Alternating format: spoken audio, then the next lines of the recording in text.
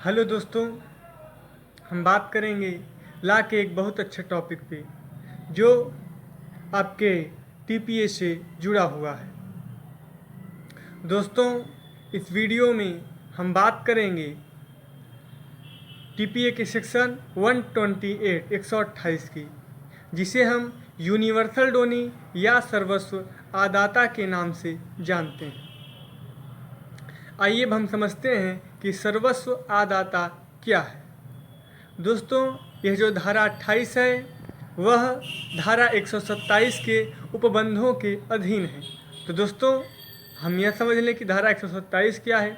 धारा 127 में दुर्भर दान के बारे में बताया गया है। जैसा कि शब्द से आशय निकलता है दुर्भर दान, ऐसा दान जिस पर कोई भार लदा हो उसे दुर्भर दान कहते हैं। थोड़ा सा आपको समझा दे दोस्तों, जैसा कि कोई व्यक्ति ऐसी संपत्ति का दान करता है जिसमें से कुछ बंधक लिया गया हो या उस पर कोई टैक्स लगा हुआ हो या कोई ऐसा कोई शर्त वगैरह लगा हुआ हो जो उस पर भार रहित हो, तो ऐसी संपत्ति को जब कोई व्यक्ति दान करता है तो उसे दुर्भर दान कहा जाता है। तो जो धारा 128 है वह धारा 127 के अध्ययन कही जाएगी। तो दोस्तों, आइए अब हम समझेंगे यह जो आपकी धारा 127 है वह क्या है। यूनिवर्सल डोनी, इसमें कहा गया है कि जहाँ की दाता की पूरी संपत्ति दान है, वहाँ आदाता के दान के समय दाता के सब शोध ऋणों दायित्वों के लिए वैयक्तिक रूप से उसमें समाविष्ट संपत्ति के विस्तार तक दायी है। दोस्तों, हम यह समझते हैं कि जब एक व्यक्ति अपनी संपत्ति का, वह संपत्ति चाहे चल संपत्ति हो या अचल संपत्ति हो, जब वह पूरी संपत्ति का दान किसी अन्य व्यक्ति को करता है और वह जो व्यक्ति उस पूरी संपत्ति को चल या अचल संपत्ति प्राप्त करता है उसे सर्वस्व आदाता कहा जाता है। तो दोस्तों, उसे सर्वस्व आदाता कहा क्यों जाता है, आइए हम इसके बारे में समझते हैं। उसे सर्वस्व आदाता इसलिए कहा जाता है क्योंकि अगर जो व्यक्ति अपनी संपत्ति का दान कर रहा है, अगर उसमें किसी प्रकार का ऋण शोध है या फिर उस पर बैंक का कर्जा बकाया है या उसने अपनी ज़मीन प्रॉपर्टी का बंधक रखा हुआ है या बिजली का टैक्स बकाया हो या किसी प्रकार का कर कराया कराधान बकाया हो, अगर किसी भी प्रकार का उसमें ऋण शोध है तो वह व्यक्ति जो उस संपत्ति को स्वीकार कर रहा है वह वैयक्तिक रूप से कर्तव्य बन जाता है कि वह उस ऋणों का भुगतान स्वयं करेगा। दोस्तों, इसका यह जो आवश्यक तत्व है वह है कि दाता के पास जो भी चल या अचल संपत्ति है उसे सारी संपत्ति का दान करना पड़ेगा, उसे अपने पास कुछ भी नहीं रखना पड़ेगा। अगर वह कुछ रख लेता है तो उसे सर्वस्व आदाता नहीं कहा जा सकेगा। और सर्वस्व आदाता का गठन करने के लिए यह आवश्यक है कि जो दान में दाता की सारी संपत्ति आदाता को दे देनी चाहिए। जब दान हो तो सारी संपत्ति का दान हो, उसके पास, डोनर के पास कुछ बचा नहीं होना चाहिए। दोस्तों, अब हम थोड़ा इंग्लिश लॉ के बारे में बात कर लेते हैं। आंग्ल विधि में सर्वस्व आदाता की जो संकल्पना नहीं स्वीकार की गई है।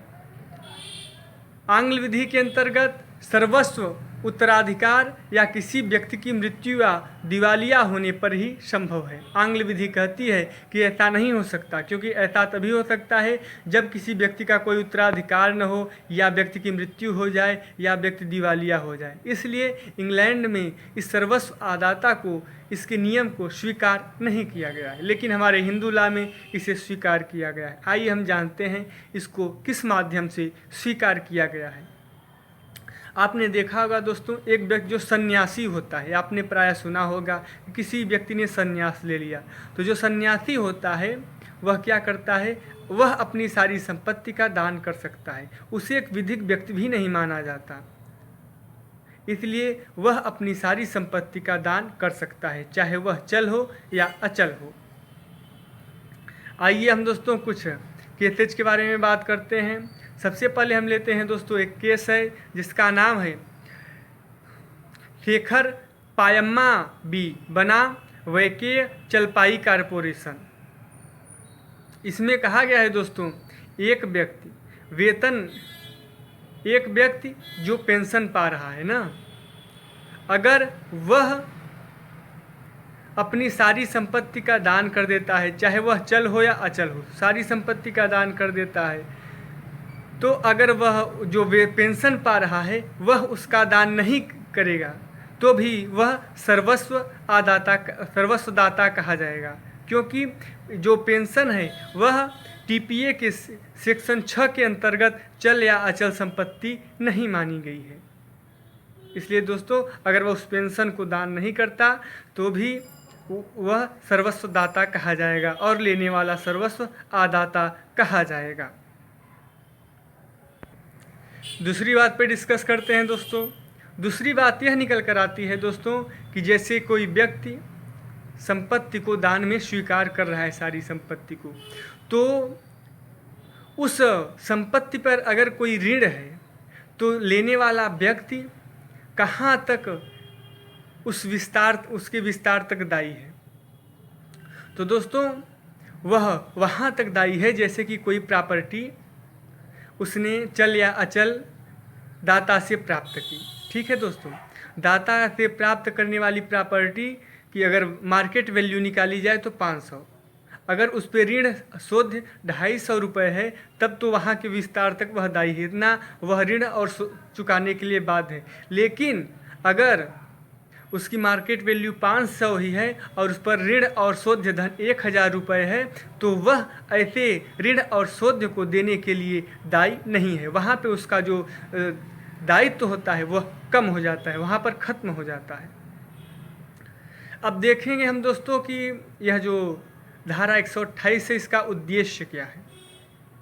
दोस्तों, इस धारा का उद्देश्य है दाता के ऋणदाताओं की हितों की रक्षा करना। जैसा कि आप समझते हैं कि अगर कोई व्यक्ति अपनी प्रॉपर्टी पर लोन ले और फिर उसको किसी व्यक्ति को दान में दे देता है, तो अगर जो व्यक्ति पहले ऋण दिया था उस प्रॉपर्टी पर तब तो वह पैसा ही नहीं ले पाएगा।